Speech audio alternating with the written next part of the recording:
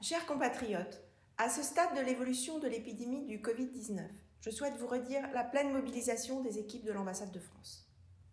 Si la situation sanitaire dans le contexte danois évolue favorablement, la première phase de réouverture au Danemark ne sonne pas la fin de l'épidémie. Il importe donc de ne pas relâcher nos efforts et notre vigilance, à titre individuel comme collectif. Je vous invite à continuer à vous conformer strictement aux consignes données par les autorités danoises.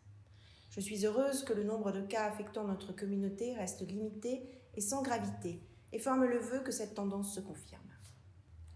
Conformément aux mesures décidées par le gouvernement danois et avec l'accord de nos autorités, le lycée français Prince Henrik a rouvert partiellement ce matin grâce au travail remarquable de l'équipe de direction et à la pleine mobilisation des équipes pédagogiques et de service afin d'adapter le fonctionnement de l'école aux règles sanitaires.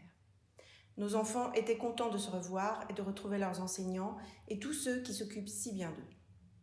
Je salue aussi les initiatives d'entraide et de solidarité qui ont vu le jour au sein des associations de notre communauté pour contribuer à l'information de tous et faire face ensemble à cette situation inédite.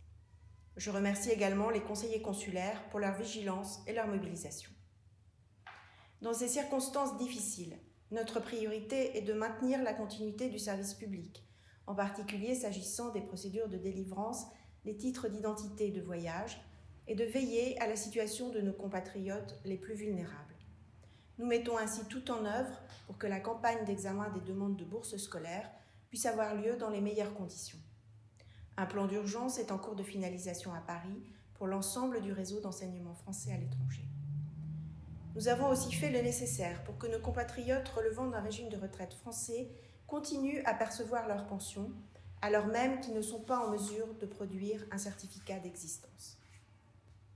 Le consul Corentin Fesch et son équipe, dont je salue le travail, restent naturellement disponibles pour répondre à vos questions comme aux situations d'urgence que vous pourriez rencontrer. Je vous invite à faire preuve de vigilance, de sérénité et de solidarité dans cette période et reste convaincu que nous saurons ensemble traverser cette épreuve. Vous pouvez compter sur mon écoute, mon engagement et ma disponibilité.